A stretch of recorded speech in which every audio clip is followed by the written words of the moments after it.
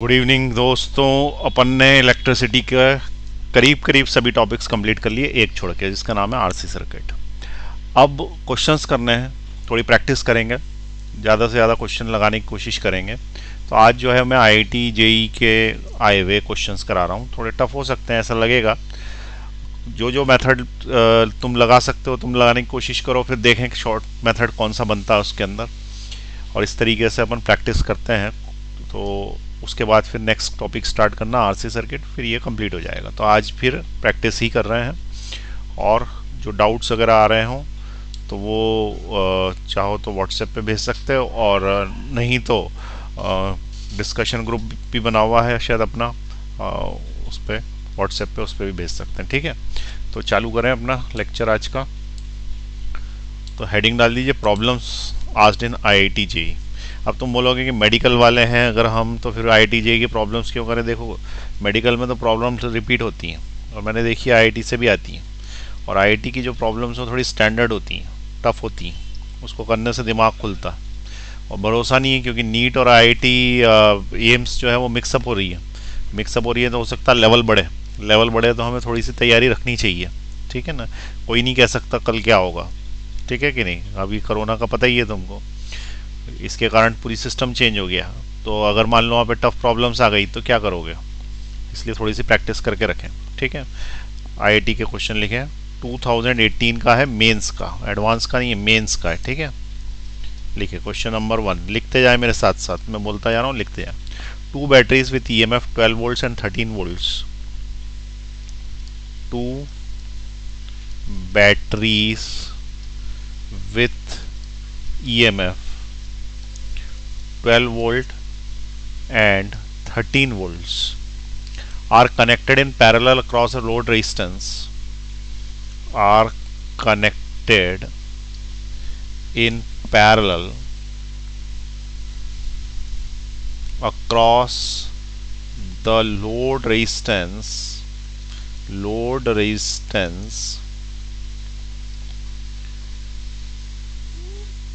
of 10 ohms। लिख लिया यहां तक। अगली line, the internal resistance of the two batteries are, the internal resistance of the two batteries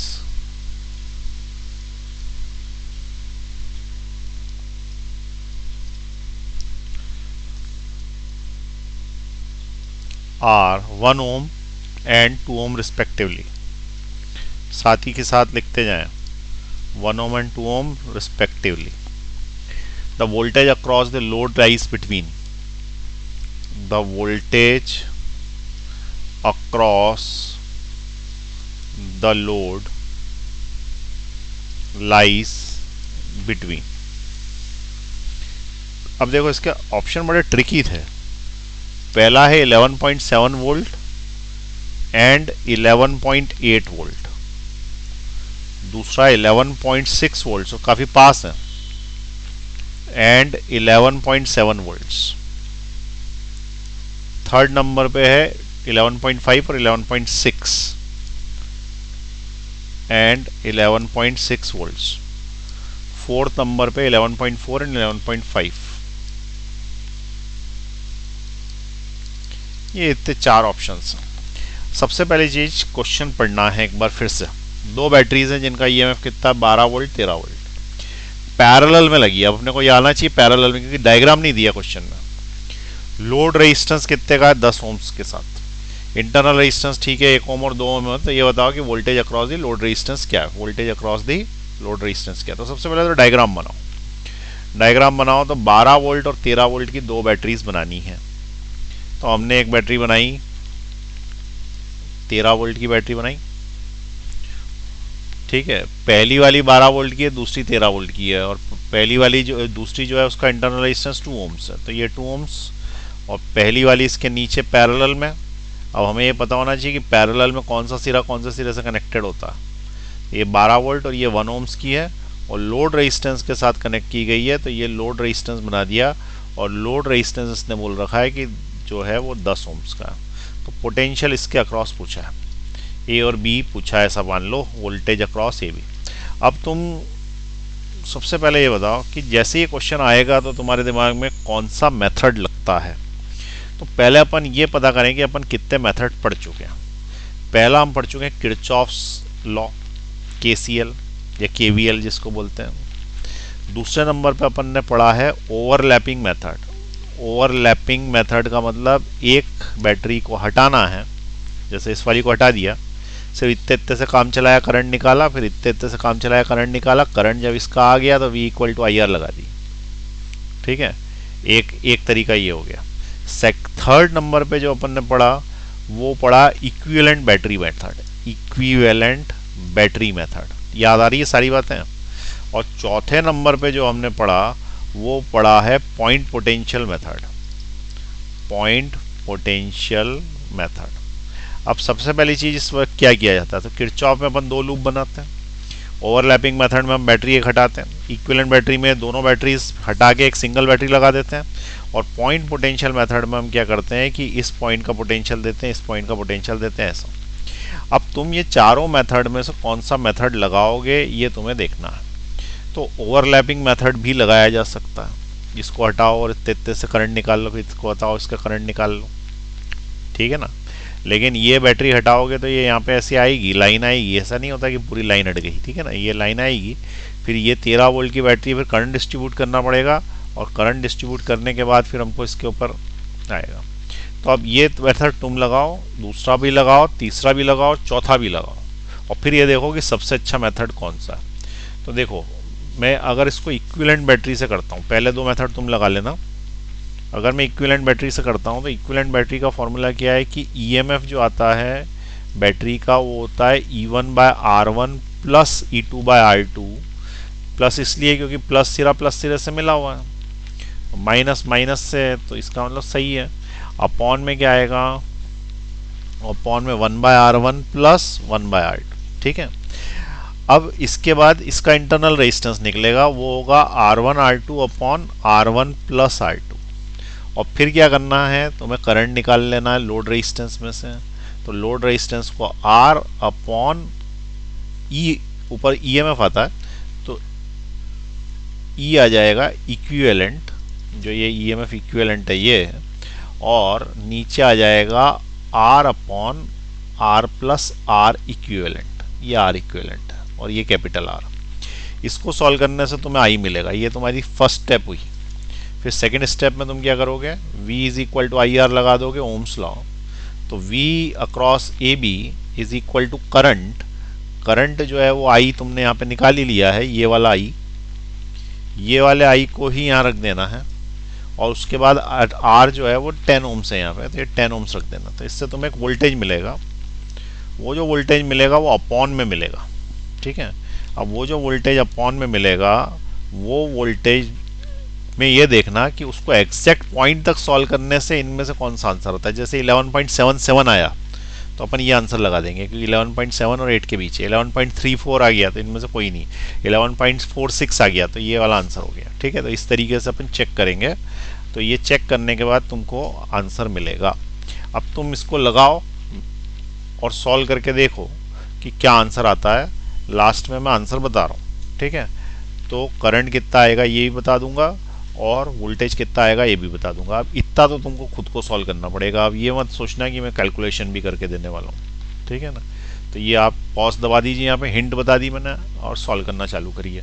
फिर अपन दूसरा मेथड देखते हैं, ठीक है। इस ये वाले को मैं पूरा सॉल्व करा देता हूँ, पॉइंट पोटेंशियल, क्योंकि एकदम से कभी कभी बच्चों को नहीं आता। चलिए पॉज दबाइए, सॉल्व करिए, ठीक है। अब मैं आंसर बता रहा हूँ। इसमें जो I आना चाहिए था आपका, वो I आएगा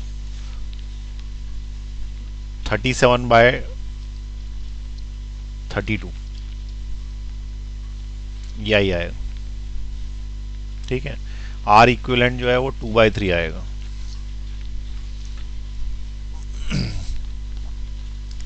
और ये वाला जो इक्विवेलेंट है 37/3 आएगा, और इसका जो फाइनल आंसर आएगा वो 185/16 आएगा, 185/16, और इसको सॉल्व करने से आएगा 11.5625। और 11.5625 जो होता है वो 11.5625 इसमें आएगा, क्योंकि 11.5 और 11.6 के बीच। अब देखो, दो तरीके के इंसान है दुनिया में। एक बिना कुछ किए कुछ पाना चाहते हैं, तो उन लोगों ने क्या ये क्वेश्चन सॉल्व ही नहीं करा होगा अभी, ठीक है, और वो डॉक्टर बन जाना चाहते हैं, तो वो उनके डॉक्टर बनने का कोई मीनिंग नहीं है, क्योंकि वो फील्ड में जाएंगे तो उनको कुछ आएगा ही नहीं करना। तो पेशेंट के जान के साथ खिलवाड़ करना है वो एक तरीके का। और कुछ बच्चे होंगे जिनने किया होगा, गलत कर दिया होगा, वो चलेगा, उससे कोई फर्क नहीं पड़ता, ठीक है, वो प्रैक्टिस से आ जाएगा उनको। और कुछ बच्चे होंगे जिन्होंने एक बार में सही कर दिया होगा। तो अब तुम खुद ही सोचो कि इनमें से किसको डॉक्टर बनाना चाहिए जो तुम्हारे पेरेंट्स का इलाज करेंगे, ठीक है। क्या तुम्हें लगता है कि तुम इस लेवल पे आ गए हो 12th क्लास में कि तुम अपने आप ही क्वेश्चन सॉल्व कर पा रहे हो कि नहीं कर पा रहे, ठीक है। और अगर नहीं कर पा रहे हो तो फिर मतलब मेरे हिसाब से इस लाइन में आगे जाने का कोई मीनिंग नहीं है, ठीक है। अब इतना हिंट बता दी है और फिर भी नहीं कर पा रहे तो ये यूजलेस है, ठीक है। अब आपको थोड़ा सीरियस होना पड़ेगा हर चीज़ के लिए। मतलब अब ये जो है वो कोचिंग नहीं लग रही है या फिर ऐसा हो रहा है वैसा हो रहा है, उससे कोई मतलब नहीं है। एक आदमी को ठीक करने के लिए एक मिनिमम क्वालिटी या मिनिमम नॉलेज डॉक्टर के पास होनी चाहिए। वो चाहे वो वीडियो से गेन करे, चाहे वो किताबों से गेन करे, अपने पास कोई एक्सक्यूजेस नहीं है उसके अंदर। अब आपको पढ़ना है मतलब पढ़ना है उसको, ठीक है। चलो, जिसने कर दिया आंसर आ गया उसके लिए गुड है। और अब अपन दूसरा मेथड देख रहे हैं। अब ये देखेंगे कि ये मेथड जो दूसरा मैंने लगाया, पॉइंट पोटेंशियल मेथड, ठीक है, ये वाला जो मेथड है, क्या ये तुम्हारे वाला जो मेथड तुमने लगाया इक्विवेलेंट बैटरी मेथड उससे जल्दी सॉल्व हो जाता है क्या? तो देखो एक चीज, सबसे पहले क्या करना कि किसी भी पॉइंट का कुछ भी पॉइंट ले लो, वैल्यू ले लेना। तो जैसे मान लो मैंने इसको बोल दिया, तो इसकी वैल्यू मैंने ले ली 0 वोल्ट। अब तुम बोलोगे ऐसे कैसे ले सकते हो? ले सकते, कुछ भी ले लो, ठीक है। इसकी वैल्यू 0 ली तो अब इसकी वैल्यू 0 ही लेना। अब इसके तो मजबूरी हो गई तुम्हारी, इसको 10 ले लिया होता तो इसको भी 10 ले लेते हैं अपन, ठीक है। इसको भी 0 वोल्ट ही लेंगे क्योंकि ये तीनों एक ही वायर से जुड़े। अब देखो ये वाला जो पॉइंट आया ना, ये वाला पॉइंट होगा, ध्यान से बताओ कितने का? -13 वोल्ट का। क्योंकि जो बड़ा सिरा होता है ना, उससे छोटा सिरा 13 कम होना चाहिए, या छोटे सिरे से बड़ा सिरा 13 ज्यादा होना चाहिए, क्योंकि ये इसका मीनिंग है। छोटे सिरे से बड़ा सिरा 13 ज्यादा होना चाहिए, या बड़े सिरे से छोटा सिरा 13 कम होना चाहिए। तो बड़े सिरे से 13 कम करके अपन यहां पहुंचे तो -13 हो गया। आ रही बात समझ में? अच्छा बताओ, ये अगर 0 है तो इससे 12 कम करके यहाँ कितना आएगा? हाँ बिल्कुल सही है, -12 आएगा वो। तो ये वाला जो है ये कितना हो जाएगा? -12 वोल्ट पे आ जाएगा ये, ठीक है। नीचे तो कुछ है ही नहीं। इसका पोटेंशियल यदि अपने को पता पड़ जाए इस पॉइंट का, तो इसका पोटेंशियल मान ले कि x वोल्ट है। कितना है? x volts. तो क्या इसका भी x होगा? तो क्या इसका भी x होगा? उसका आंसर है हाँ होगा। अब हमने ऐसा मान लिया कि x जो है वो हाईएस्ट वोल्टेज पे है, ठीक है। पहले मैंने ऐसा ही बताया था कि लीस्ट मान लो, तो लीस्ट मानना लीस्ट मान लो, हाईएस्ट मान लिया, हाईएस्ट वोल्टेज पे मान लिया, क्योंकि इधर जब 0 ले लिया तो उधर हाई तो करना ही पड़ेगा। तो हाईएस्ट वोल्टेज पे मान लिया, तो करंट इसके अंदर से किधर बहेगा? इधर साइड, ठीक है। Current always flows from high potential to low potential. तो इसको जो है हाई मान लो, तो इसको लो मान लो, चलो उससे कोई फर्क नहीं पड़ता। चलो इसको मैं लोएस्ट ले लेता हूँ, ठीक है। जहाँ जैसा लेना हो, मतलब ऐसा नहीं है कि कुछ कंफ्यूजन हुआ है, तुमको जैसा लेना। इसको लोएस्ट ले लिया तो अब करंट इधर बहेगा, करंट का डायरेक्शन बना दिया मैंने हाई से लो। इसको लोएस्ट मान लिया तो करंट हाई से लो मतलब इधर बहेगा, और इसके अंदर करंट किधर बहेगा? इधर बहेगा, ठीक है। ऊपर वाले में से करंट मान लो I1 है, इसमें से करंट I2 है, और इसके अंदर से करंट I3 है। इसका मतलब ये सारे करंट जो है इस जंक्शन पे आके मिलेंगे, ये इधर से आएगा, ये इधर से आएगा, इधर से आएगा। और हमें पता है कि जंक्शन पे आने वाला करंट का सम 0 होता है, ठीक है। तो summation of I is equal to 0। ये कौन सा मेथड बता रहा हूँ मैं? सेकेंड मेथड, ठीक है। सिंगल स्टेप में क्वेश्चन सॉल्व हो जाता है इस मेथड से। अभी मैं तो समझा रहा हूँ इसलिए समय लग रहा। तो समेशन I इक्वल टू 0, इसका मतलब I1 plus I2 plus I3 is equal to 0 होगा, ठीक है। अब I1 बताओ क्या है? तो ये यदि लो है, ये हाई है, तो high minus low divided by 2, that is -13 minus x, -13 minus x divided by 2। ये कहाँ से आ गया? तो हमको ये पता है कि V is equal to I R होता है। इसका मतलब I is equal to V by R होता है। V is potential difference. अब ये देखो इस पॉइंट का और इस पॉइंट का पोटेंशियल डिफरेंस कितने का है, तो -13 है ना ये वाले पॉइंट का, तो -13 हाई पोटेंशियल पे माना है, तो -13 में से x माइनस होंगे, तो this is will be the potential difference divided by the resistance. तो रेजिस्टेंस कितने का उसका 2 ओम्स का। ठीक, अब यहाँ क्या होगा -12 माइनस एक्स, तो इसके बाद प्लस लगाएंगे, फिर लिखेंगे -12 माइनस एक्स डिवाइडेड बाय कितना, तो divided by -12 minus x divided by 1 ओम, ये हो गया 1 ओम, प्लस I3, ठीक है I3 कितना होगा, तो plus I3 that will be x minus 0, इसको लो माना है ना तो 0 माइनस एक्स करो, 0 माइनस एक्स, क्योंकि तुमने इसको आई मान लिया, इधर लोएस्ट है तो सारे लोएस्ट है फिर इधर साइड, तो 0 माइनस एक्स डिवाइडेड बाय क्या 10 ओम्स, रेजिस्टेंस 10 ओम्स का है, विच इज इक्वल टू 0। ठीक है, अब कोई बोलेगा कि मैंने इसको लो मान लिया हाई मान लिया, उससे कोई फर्क नहीं पड़ता, सारी इक्वेशन उल्टी उल्टी हो जाती है, सारे साइन उल्टे हो जाते हैं, आंसर वही आता है उससे। ठीक है, अब क्या करोगे कि ये जब तुम्हारे पास आ गया है तो इसका 10 का मल्टीप्लाई कर दो, इसके अंदर 10 का मल्टीप्लाई कर दो, तो ये हो जाएगा 5 ब्रैकेट में -13 minus x plus 10 -12 minus x plus 0 minus x equal to 0। 13 into 5 होगा 65 माइनस के -5x minus 120 minus 10x minus x equal to 0, -65 minus 120 equal to ये 10 और 5 15 और एक 16x इधर का, सही है, 10 और 5 15 और 2 16x इधर का, ये दोनों मिला के कितना हो गया -185 विच इज इक्वल टू 16x, इसका मतलब x इज इक्वल टू 185/16। अब ये पोटेंशियल माइनस में इसलिए आया क्योंकि तुमने जो माना उसको उल्टा आंसर है, लेकिन आंसर तो एकदम आ गया ना, तो आंसर तो यही का ही तो आ गया 11.56, यही आंसर है। अब ये बताओ कि क्या ये मेथड ऊपर वाले मेथड से ज़्यादा आसान है, तो उसका आंसर है हाँ। ऊपर वाले मेथड में तुम्हें बहुत सारे वो करने पड़ रहा था, एक ये फॉर्मूला लगाना पड़ रहा है, फिर ये लगाना पड़ रहा है, फिर ये इसके बाद ये, इसके अंदर एक सिंगल फार्मूला लगाया और ये तो मैं तुम्हें समझा रहा हूँ, नहीं तो तुम तुरंत 0 0 0 इधर बनाते, इधर साइड x बनाते और बीच का वोल्टेज लिख देते, सीधे आ जाता। तो मेरे अनुसार जो है वो ये वाला मेथड थोड़ा सा लगाने में प्रैक्टिस रिक्वायर्ड है, लेकिन ये सबसे ज़्यादा फास्ट चलता है और सबसे ज़्यादा ईजी मेथड है इक्विवेलेंट बैटरी मेथड। ठीक है, जल्दी से आता है, ओवरलैपिंग समझ में आता है लेकिन टाइम कंज्यूमिंग है, किरचॉफ लॉ टाइम कंज्यूमिंग भी है और कभी कभी साइन गलत भी हो जाते हैं। तो मेरी राय ऐसी है, जिनकी बुद्धि तेज चलती है वो पॉइंट पोटेंशियल लगाएं, और जिनकी मेमोरी ज़्यादा अच्छी हो, इक्विवेलेंट बैटरी और कैलकुलेशन ज़्यादा अच्छे हो, वो ये वाला लगाएं, फटाफट हो जाएगा। इन दोनों में से कुछ भी लगाओ, ऊपर वाले जनरली नहीं लगाने हैं, परंतु कभी कभी कोई क्वेश्चन ऐसा आएगा जिसके अंदर ये लगाने ही पड़ेंगे, वो क्वेश्चन पर डिपेंड है। अब आप लोग इसको नोट कर लें यहाँ पे, ठीक है, पहला मेथड तो बता ही दिया था, दूसरा मेथड भी नोट कर लें। मैं पॉज बोलूंगा, पॉज, चलिए नीचे जा रहा हूं मैं, पॉज दबाएं। ये IIT मेंस में आया था, 1 मिनट में सॉल्व होना चाहिए आपसे, ये इतना फास्ट कैलकुलेशन चाहिए।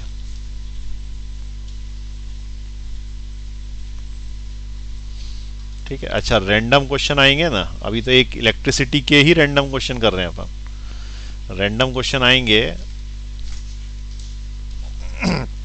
तो दिमाग जो है वो जल्दी से शिफ्ट करना पड़ेगा। अब जैसे नेक्स्ट क्वेश्चन जो आ रहा है वो आ रहा है 2018 का है, भी IIT का, लेकिन एडवांस का। अब एडवांस का है तो बहुत ज़्यादा कठिन नहीं होता, और डर सा बैठा रहता है बस उसका। ठीक है, लेकिन इसके अंदर क्या होगा कि हमेशा ये दो चीज़ें मिक्स करते हैं, तो इसके अंदर इनने एक चीज़ मिक्स कर रखी है, वो शायद तुम्हें नहीं आएगी। उसके अंदर मूविंग कॉइल गैल्वेनोमीटर का कंस्ट्रक्शन का भी काम है, तो इसको एक काम कर रहे हैं, अभी अपन छोड़ रहे हैं। इसके अंदर एक फॉर्मूला लगता है BINA sin थीटा, ये तब आएगा जब अपन टॉर्क और ये सब पढ़ेंगे, तो अभी ये अपन ने पढ़ा नहीं है तो ये कर नहीं पाएंगे, इसको छोड़ दो। ठीक है, दूसरा क्वेश्चन देखें, क्योंकि सिंगल कंसेप्ट बेस्ड नहीं है ये। नेक्स्ट क्वेश्चन देखें, ऑन इंटरचेंजिंग द रेजिस्टेंसेस, ये मेंस का है। On interchanging the resistances,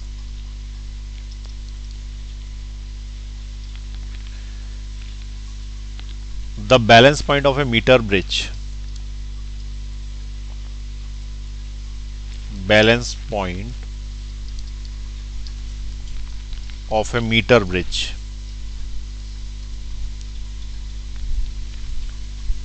shifts the left by 10 centimeter, shifts the left by 10 centimeter, साथ के साथ लिखते जाओ।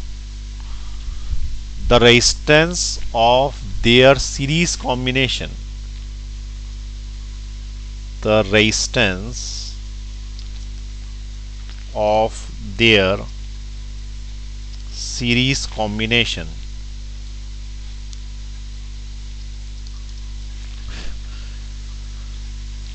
is 1 kilo ohms. How much was the resistance on the left slot?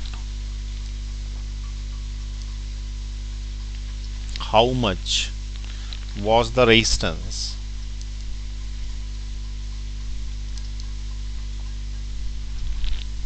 on the left slot?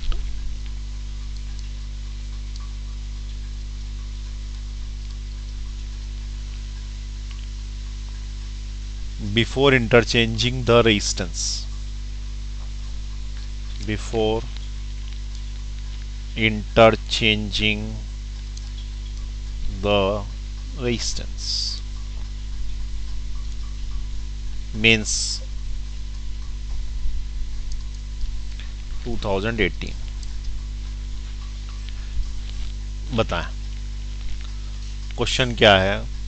On interchanging the resistance, the balance point of a meter bridge shifts by left by 10 centimeter, ठीक है, lift shifts by left by 10 centimeter. The resistance of their series combination is 1 kilo ohms.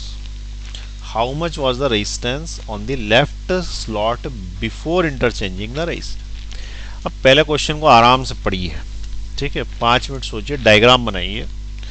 बहुत जल्दी में आ जाए 1 minute के अंदर ऐसा नहीं प्रयास करना, 5 मिनट का समय लो, आराम से सोचो, उसको डायग्राम बनाओ, कोशिश करो। और इसमें कोई मेथड्स तो है नहीं कि कई तरीके के मेथड्स है, एक ही मेथड से सॉल्व हो जाएगा।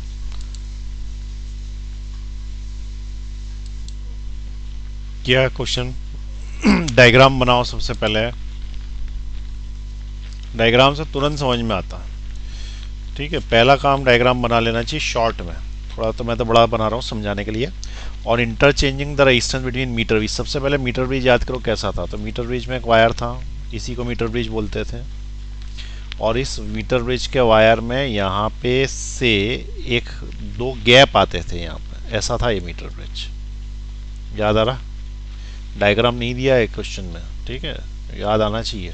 तो ये ऐसा था मीटर, इसके अंदर देयर आर 2 गैप्स, ठीक है, एक लेफ्ट गैप था और एक राइट गैप था। तो लेफ्ट वाला जो स्लॉट है, लेफ्ट स्लॉट, उसमें कितना रेजिस्टेंस था इंटरचेंज के पहले, ये पूछा है। तो मान लो कि उसके अंदर रेजिस्टेंस था R1, या R1 था, और दूसरे वाले में भी कुछ रेजिस्टेंस होगा R2, और यहाँ से जॉकी हो जाती थी और यहाँ कहीं पे आ जाती है, और जॉकी जब जाती है तो यहाँ से लेके यहाँ तक अपने को मिलता है x, और यहाँ से लेके यहाँ तक मिलता है हमको 100 माइनस x, क्योंकि 1 मीटर का वायर होता है। यहाँ तक समझ में ही कहानी। अब इसका फॉर्मूला क्या बनता था भैया, तो केस 1 में R1 by R2 is equal to x upon 100 minus x होता था। ये केस 1 हो गया, सादा केस, ठीक है। अब क्या हुआ, वो ये बोल रहा है कि द और interchanging the resistance, resistance interchange कर दिया, मतलब R1 इधर कर दिया और R2 इधर कर दिया, तो इंटरचेंज हो गए। इंटरचेंज हो गए तो अब क्या हुआ, ये वाला इधर साइड आ गया R2, और ये वाला डब्बे के बाद इधर साइड वाला हो गया R1, बचा हुआ सब वैसा का वैसा। तो उसके बाद हुआ क्या, उसके बाद उसने ये बोला कि जो वायर है उसके अंदर जो नल पॉइंट आ रहा था, वो नल पॉइंट अब खिसक गया है 10 सेंटीमीटर लेफ्ट। 10 सेंटीमीटर लेफ्ट यानी पहले यहां था ये नीला, अब ये यहां से 10 सेंटीमीटर लेफ्ट, इसका मतलब मैं काला बना देता हूं यहां पे। 10 सेंटीमीटर लेफ्ट का मतलब यहां कहीं आ गया, और इसके बीच में 10 सेंटीमीटर बचा, यानी जो नई स्थिति है वो यूं हो गई है। तो ये बताओ कि ये कितना है, ये वाला x माइनस 10 है भाई, पहले x होता था उसमें से 10 कम हो गया, तो यहां से यहां तक का चाहिए ना मुझे ये वाला, तो ये वाला कितना हुआ x माइनस 10, और यहां से लेके यहां तक कितना हुआ, तो देखो पहले यहां से यहां तक कितना होता था, यहां से यहां तक बोलो बस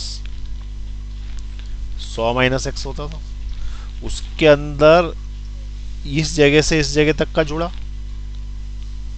ठीक है, इस जगह से इस जगह तक का जुड़ा, तो ये कितना हो गया 10 और जुड़ गया उसमें से 110 माइनस एक्स हो गया, 110 माइनस एक्स। किसी को कंफ्यूजन हो तो क्या करे, इसमें इसको जोड़े, तो एक्स एक्स कट गया, 110 में से 10 गए तो बच्चे 100, 100 आ गया ना, 100 की तो लेंथ, ठीक है। तो ये तुम्हारा कौन सा हो गया, केस 2 हो गया। अब वो बोल रहा है कि जब केस 2 हुआ तो उस केस में क्या फॉर्मूला लगेगा, तो सिंपल है, this upon this is equal to this upon this, R2 by R1 equal to this upon this, तो बना देते हैं ये, तो R2 by R1 is equal to x minus 10 upon 100 minus x, this is case number 2, ठीक।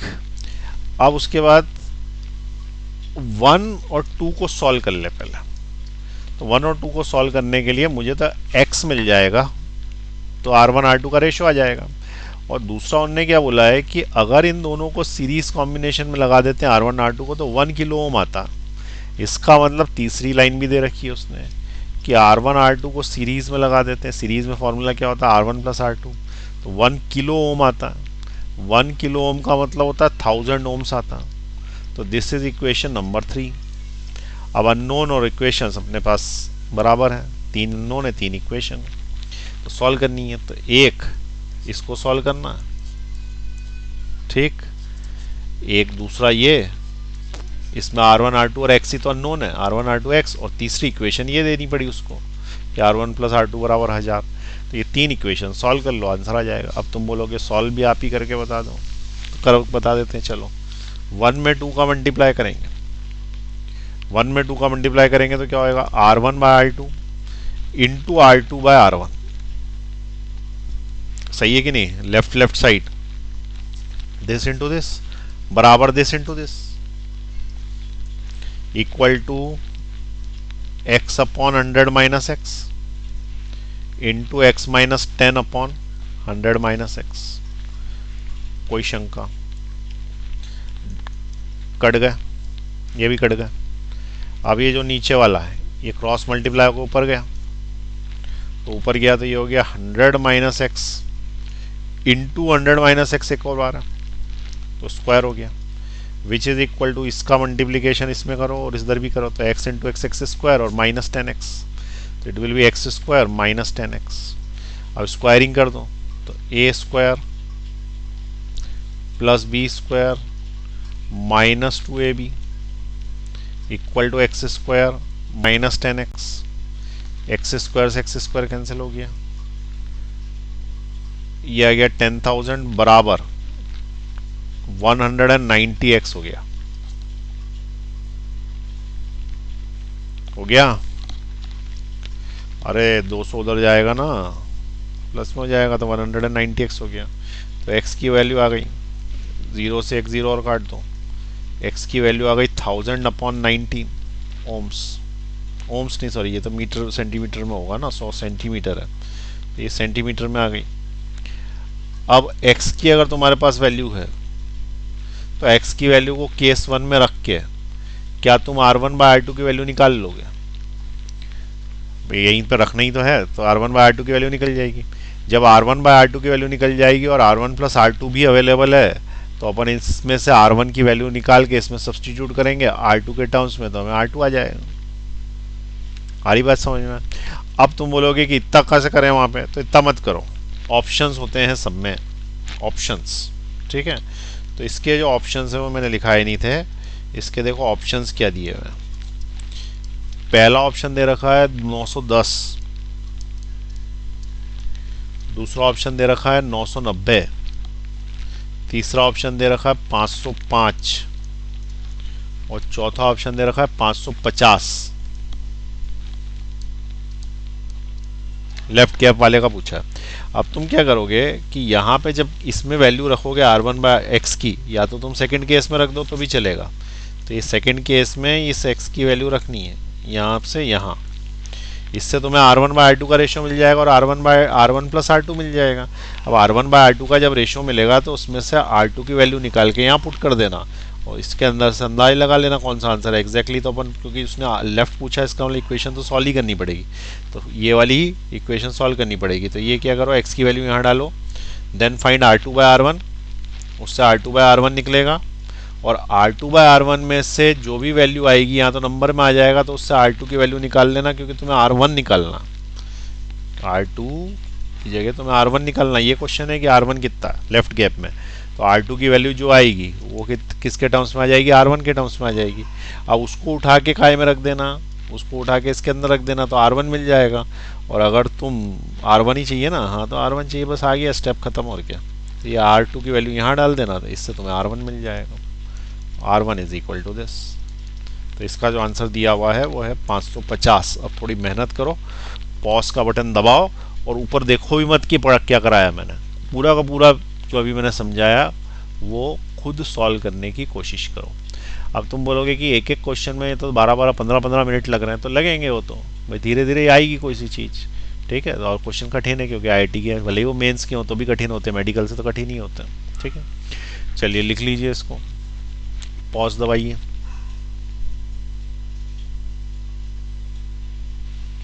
नीचे कर रहा हूँ मैं, इसको लिख लें, पॉज दबाएं।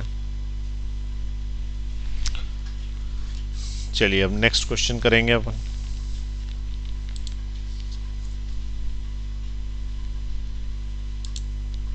ये क्वेश्चन भी जो है वो 2018 में ही है, करीब करीब 3 ही क्वेश्चन मेडिकल में और 3 ही क्वेश्चन IIT मेंस में आते हैं, ठीक है। इस चैप्टर में से इम्पॉर्टेंट है ये चैप्टर देखा जाए तो, क्योंकि 3 क्वेश्चन काफ़ी मायने रखते हैं और श्योर है कि क्वेश्चंस की बनने की संभावना भी श्योर है कि ऐसा नहीं होगा कि अगर तुमने ढंग से पढ़ा है तो एटलीस्ट 2 क्वेश्चन तो तुम सॉल्व कर ही दोगे, ठीक है। तीसरा भी कर दोगे। तो मैं IIT के करा रहा हूँ, मेडिकल के तो और आसान होते हैं, और बीच में अपन मेडिकल के और एम्स के क्वेश्चंस भी देखेंगे, ठीक है, या शीट दे देंगे उसकी। क्वेश्चन देखें, ये भी IIT में आया हुआ, इन a potentiometer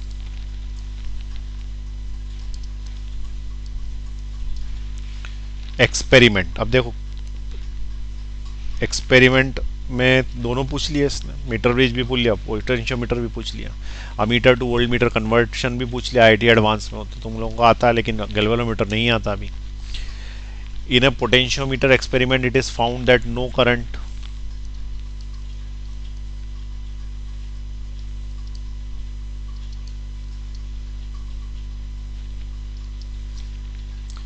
passes through the galvanometer.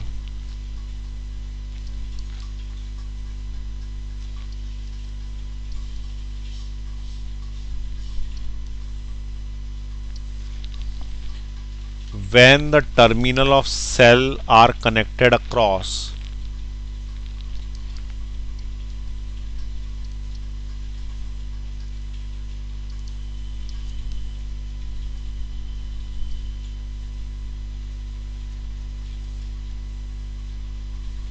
लिखते जाए साथ साथ, connected across 52 centimeter of the potentiometer wire.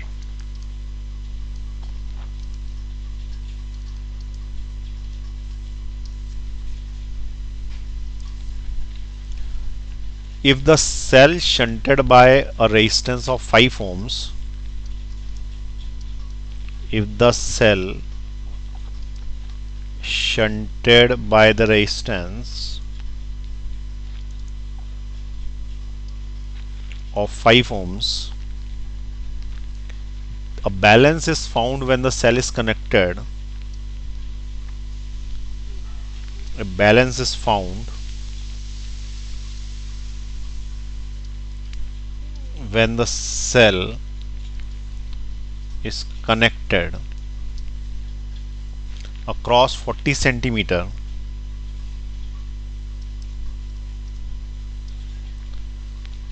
of the wire.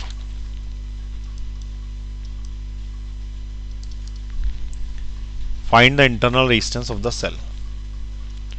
Find the internal resistance of cell. देखो डायग्राम किसी में भी नहीं दे रहा है, ठीक है, ऑप्शन नहीं दिख रहा मैं। तो क्वेश्चन सॉल्व करते वक्त वो एक्सपेरिमेंट दिमाग में आना चाहिए। पोटेंशियोमीटर का एक्सपेरिमेंट तुम्हारे दिमाग में आ रहा होगा। हमने एक वायर लिया था, इसी को अपन पोटेंशियोमीटर बोलते हैं। प्राइमरी सर्किट के अंदर एक बड़ी बैटरी लगाई थी, याद आ रहा। उसके बाद एक रेओस्टेट लगाया था, उसके बाद की लगाई थी, और ये वाले को अपन ने बोला था ये चेंज नहीं होता, ठीक है, ये रेओस्टेट होता और ये चेंज नहीं होता और ये बड़ी बैटरी होती। उसके बाद क्या निकालना है, तो दो को एक्सपेरिमेंट थे इसके। एक तो ईएमएफ का कंपैरिजन था E1/E2 जिसका वैल्यू आई थी L1/L2, और एक इंटरनल रेजिस्टेंस निकालने का था जिसका आया था E/V -1 इंटू कैपिटल R, और E/V में अपन निकल लगाते हैं formula L1/L2 -1 into capital R, ठीक है।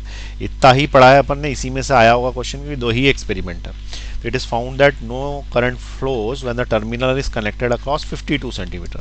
52 सेंटीमीटर पे जब कनेक्ट किया गया, ठीक है, तो ये सेल लगाया यहाँ पे, और जब इसको 52 सेंटीमीटर पे कनेक्ट किया इनने, तो कोई करंट फ्लो नहीं होता काय में से, गैल्वेनोमीटर में से, यहाँ से। ऐसा इनको पता पड़ा।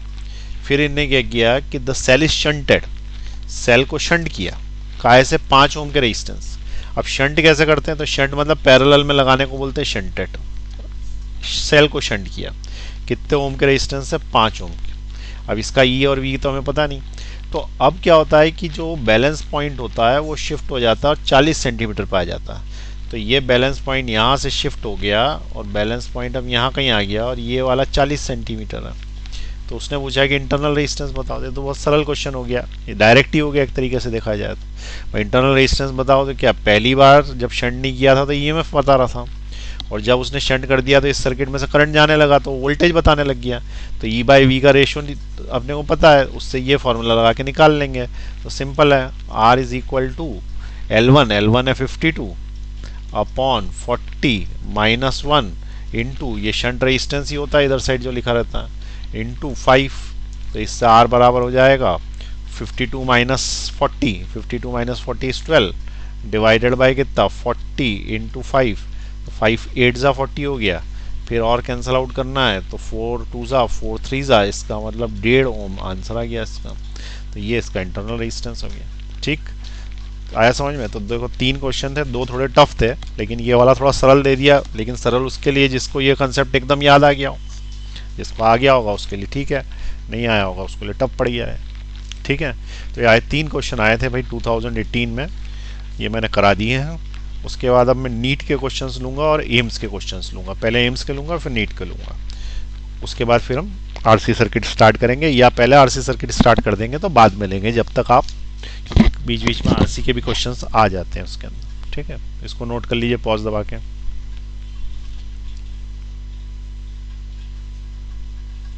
दबाइए पॉज।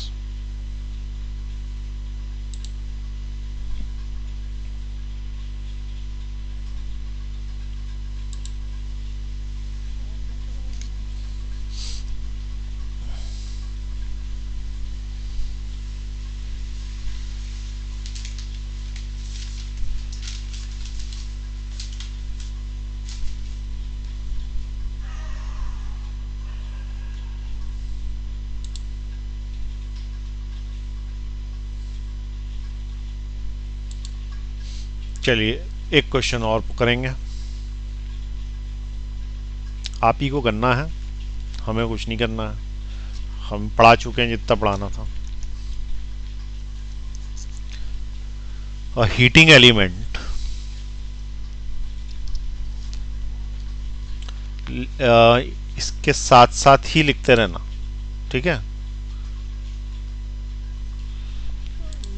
क्या लिखा है? A heating element has a resistance of 100 Om.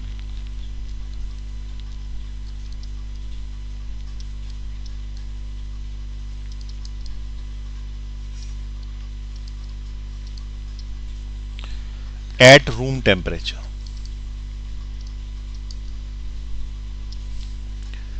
When it is connected to a supply of 220 volt,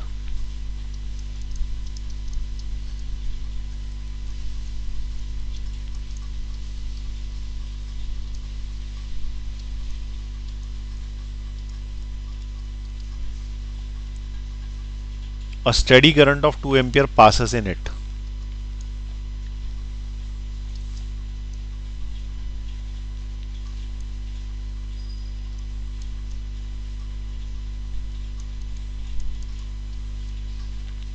लिख लिया, हाथ के हाथ लिखते जाए। And temperature is 500 degree more than room temperature, and temperature is 500 degree centigrade more than room temperature. What is the temperature coefficient of the resistance of the heating element? What is the temperature coefficient of resistance of heating element? अब इसमें options है 1 into 10 की power -4 degree centigrade inverse, दूसरा है 2 into 10 की power -4 degree centigrade inverse, तीसरा है 0.5 into 10 की पावर -4 डिग्री सेंटीग्रेड इनवर्स, और चौथे नंबर का है 5 इंटू 10 की पावर -4 डिग्री सेंटीग्रेड इनवर्स। अब देखो ये जो क्वेश्चन है, मैंने तुमको जब पढ़ाया था तब ये समझाया था कि इस क्वेश्चन को एक्यूरेट मेथड से करेंगे तो बहुत बड़ा जाता है। तुम ऑप्शन देख लो, ऑप्शन काफ़ी दूर दूर है, तो अपन क्या इसमें फॉर्मूला लगाएंगे, R is equal to R naught 1 plus alpha T delta T, ये फॉर्मूला था। लेकिन मैं इसकी जगह R1 या R2 is equal to R1 1 plus alpha delta T भी लगा सकता हूँ। वैसे तो क्या है, नियम अनुसार ये 0 डिग्री सेंटीग्रेड पे होना चाहिए तो ही एक्यूरेट निकलता है, लेकिन चूंकि ऑप्शन दूर दूर है तो अपन इसको अप्रॉक्सीमेट ऐसा लिख सकते हैं, ठीक है। तो ये फॉर्मूले से भी आंसर आ जाएगा। तो क्या बोल रहा है, देखो हीटिंग एलिमेंट का रेजिस्टेंस 100 ओम्स, ठीक है। कब है? रूम टेम्परेचर पे, तो यहाँ अपन ने लिख लिया 100 ओम्स कितने पे? रूम टेम्परेचर मान लो कि थीटा डिग्री सेंटीग्रेड है, ठीक है। It is connected to a 220 volt steady supply, उससे कोई मतलब नहीं। 2 एम्पियर का करंट पास हो रहा, उससे भी मतलब नहीं। एंड इस temperature is 500 degree centigrade more at room temperature, यानी कि जब गर्म करना चालू किया तो उसका जो टेम्परेचर है वो 500 डिग्री और हो गया, यानी थीटा प्लस 500 डिग्री हो गया देखा जाए तो। और उस केस में कितने डिग्री का और किया? एंड इट्स टेम्परेचर 500 डिग्री मोर, यानी टेम्परेचर को 500 डिग्री और किया गया। तो उस केस में what is when it is connected to a supply of 220 volts 2 ampere. 220 volts और 2 एम्पियर से तुम रेजिस्टेंस निकालोगे, डायरेक्ट नहीं दिया इसने, तो V और ये I है, तो V is equal to IR लगा देंगे। It is 220 which is equal to 2 into R, इसका मतलब R is equal to 110 ohms. ये R is equal to 110 ohms क्या है? तो ये न्यू रेजिस्टेंस, तो ये 110 ओम्स का रेजिस्टेंस ये हो गया। अब उसने पूछा है कि भाई अल्फा बताओ, तो जो अपने पास डेटा है, ये वाला जो डेटा है इसको अपन इसमें रख देते हैं।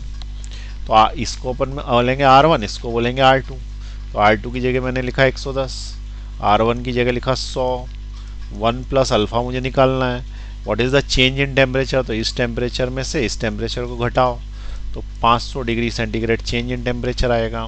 अब इसके अंदर ये 0 से 0 कैंसिल हो गया, यहाँ पे बचा 11/10 which is equal to 1 plus 500 into alpha. इसका मतलब 11/10 minus 1 is equal to 500 alpha.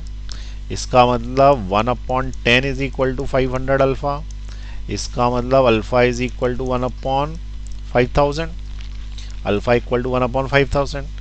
अब इसको क्या लिखोगे, 1 2 3 4 जीरो मैंने ऊपर लिख लिया और 10⁻⁻4 लिख लिया और नीचे लिख दिया 5000। अब 5000 इससे कैंसिल आउट होगा किससे, 2 बार, तो तुम्हारे पास बचा कितना, 2 × 10⁻⁴, और ये पर डिग्री सेंटीग्रेड आता है इसका यूनिट, तो 2 × 10⁻⁴ ये था, तो ये लगा सकते हैं। ठीक है, तो ये शॉर्टकट मेथड ही लगाना वहाँ पे, क्योंकि अप्रॉक्सीमेट से आंसर आ जाते हैं, ऑप्शन दूर दूर होते हैं। ठीक है, 0 डिग्री सेंटीग्रेड से भी करने की कोशिश करेंगे, उससे भी आएगा, लेकिन ये ज़्यादा अच्छा है, तो यही मेथड लगाना अप्रॉक्सीमेट वाली, ये अप्रॉक्सीमेट है। ठीक है, जिसमें अपन टी डिग्री पे भी ले लेते हैं उसको। चलिए नोट कर लीजिए इसको, पॉज दबाइए, नोट कर लीजिए।